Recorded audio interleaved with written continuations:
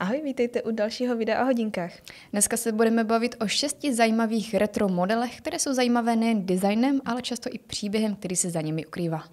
Než ale začneme, uděláme si výjimečně takové hodinářské okénko. U hodinek s historickou vazbou se nejčastěji setkáme s pojmy jako vintage a retro.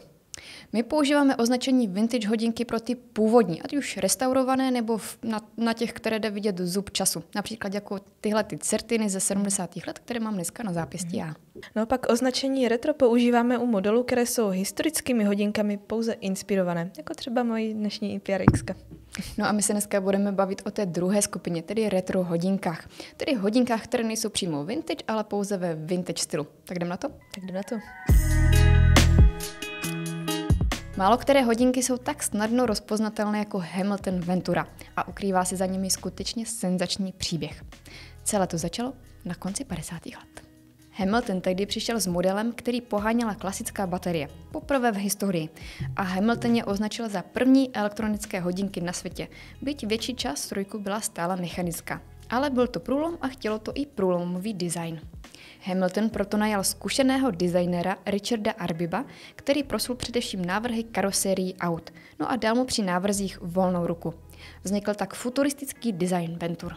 Jedinečný strojek i tvar hodinek okamžitě upoutal pozornost milovníka hodinek Elvise Presleyho a Ventury se objevily na jeho zápěstí ve filmu, ale i v soukromí. Od té doby jim málo kdo řekne jinak než Elvisovy hodinky. No a to není ještě všechno. Když v 90. letech začala filmová série Muži v černém, byly to právě Ventury, které se staly povinnou výbavou všech agentů bez ohledu na jejich písmeno.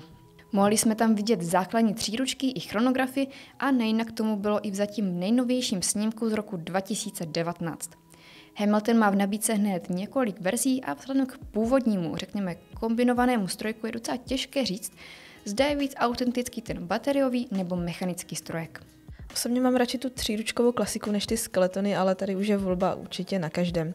Všechny totiž vystupují z řady a jsou retro, ale stále i po tolika letech jsou tak nějak futuristické.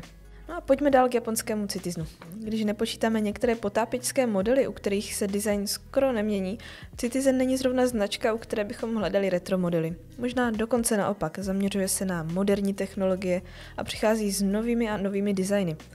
A přesto má Citizen jeden model, který je ukázkovým retrem. Jde samozřejmě o Citizen Bullhead. I když správný název je Challenge Timer, které byly představeny v roce 1973. Pro svůj typický vzhled se přezdívali také Easter Rabbit nebo Mickey Mouse, ale nejvíce se vžilo jméno Bullhead. Citizen do nich v 70. letech dával svůj mechanický kalibr 8110, který disponoval funkcí chronografu flyback, a když si vezmeme, že první automatický chronograf se prodával teprve od roku 69, šlo o mimořádný kalibr. Hodinky v designu Bullhead vyráběly v 70. letech i jiné značky a byly značně populární. Ale byly to právě Citizeny, které se objevily v Tarantinově filmu Tenkrát v Hollywoodu na zápěstí Brada Pitta. První reedici představil Citizen v roce 2018 jako limitku a do běžné produkce je zařadil v roce 2020. A nebyl by to Citizen, kdyby nevyužil své tech vychytávky. Pouzdro ze Super Titania a původní automatický strojek nahradil svým solárním EcoDrive. A dost možná vás potěší i budík, stopky, datum, ukazatel rezervy chodu a 200-metrová voděodolnost. Na trhu jsou pak i varianty v klasické oceli. Hlavně jsou to ale designovky, které okamžitě upoutají pozornost a hlavně mají takovou silnou osobitost. I když možná si nebudete hned jistí, jestli se vám vlastně líbí, anebo spíš svým designem provokují. Ale podle nás s každým dalším pohledem si je zamilujete stejně jako vy. No a počkejte, až si dáte na zápěstí. No a v 70. letech ještě zůstaneme, jen se přesuneme do Ameriky. Tam se totiž v té době zrodil jeden z nejzajímavějších hodinkových příběhů. Příběh o prvních digitálkách na světě. No tak jsme do našeho výběru zařadili i Hamilton PSR, známý spíš pod svým původním označením Pulsar. V roce 1970 totiž Hamilton, tehdy ještě americký výrobce hodinek, představil světu futuristický model Hamilton Pulsar s digitálním displejem. Rozhodně se dá říct, že to změnilo svět hodinek a mnozí si tehdy mysleli, že klasickým analogovým hodinkám na dobro odzvonilo. Pulsary nosili v té době osobnosti jako Elvis Presley, Jack Nicholson, Elton John, prezident Ford a obrovskou popularitu jim přineslo, když se objevili na zápěstí agenta 007 Jamesa Bonda ve filmu Žít a nechat zemřít. Reedice uvedl Hamilton v roce 2020, tedy 50 let od představení prvního prototypu. No a co se změnilo? Všechno a vlastně tak nějak nic. Hodinky umí stále jedinou věc – ukazovat čas. Hlavní změnou je hybridní displej kombinující LCD a OLED technologie. Reflexní LCD umožňuje trvalé zobrazení času i za denního světla. Po zmáčknutí tlačítka se ale rozsvítí OLED červené číslice v nám dobře známém retro tečkovaném stylu, no a majitelům to přináší určitě zábavnou vzpomínkovou akci. Postupně Hamilton uvedl i verzi se zeleným displejem a celočernou edici. V každém případě jde o stylovou záležitost a potěší všechny fanoušky retra. No a pokud vás zajímají podrobnosti, teda hlavně ty historické, před časem Agar natočila super video, tak se na něj běžte mrknout. A my jdeme mezi tím zpátky do Japonska, k japonskému Seiku. O alpinistech jsme se rozpovídali už v jiném videu a tak jsme se nakonec rozhodli pro Villardy, protože původní název našeho videa byl retro hodinky, které vypráví příběh. A Villardy mají za sebou pořádnou story. Původní model se vyráběl mezi lety 1970 a 76 a stal se oblíbeným mezi americkými vojáky během války ve Vietnamu. Během konfliktu se v Asii totiž běžně prodával a pro Američany šlo o skutečně dostupné, dostatečně robustní a odolné hodinky, aby splnili svou misi. Přezdívku Captain Villard přisoudili fanoušci modelu Seiko 150M Divers 6105 na základě filmu Francise Coppoli Apocalypse Now z roku 1979.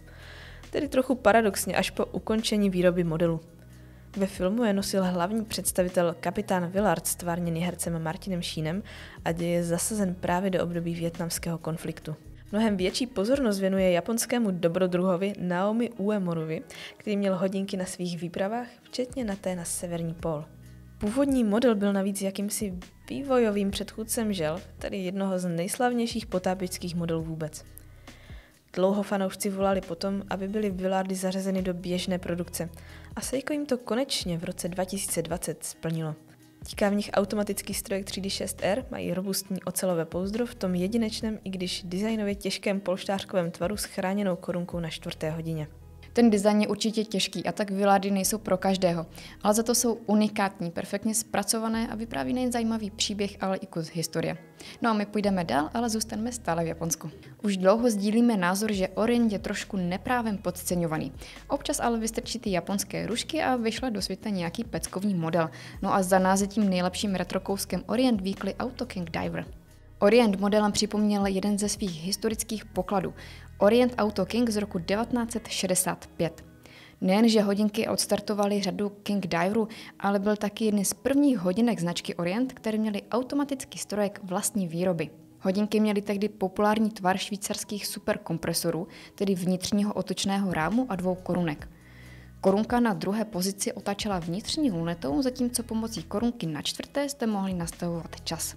Novou podobu si v roce 2020 nedělal Orient k 70. narostkám, no a byl to dárek teda spíš pro hodinkové nadšence.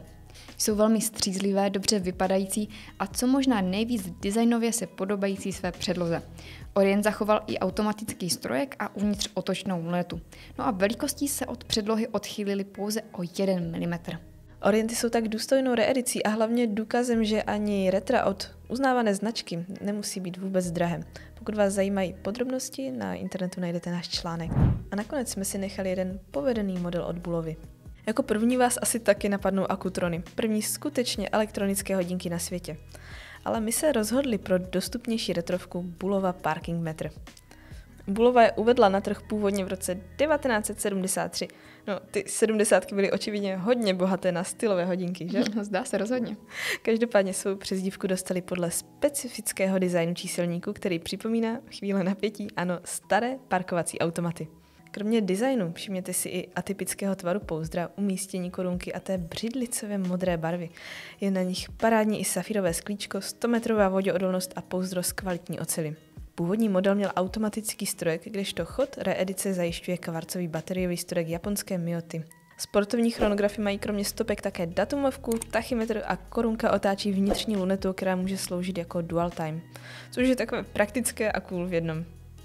Navíc se jedná o limitku v počtu 5000 kusů pro celý svět a navíc za dostupnou cenovku. No a pokud se náhodou netrefí do vašeho retro vkusu, Bulova má v archivu docela pár povedených kousků, takže tak mrkněte.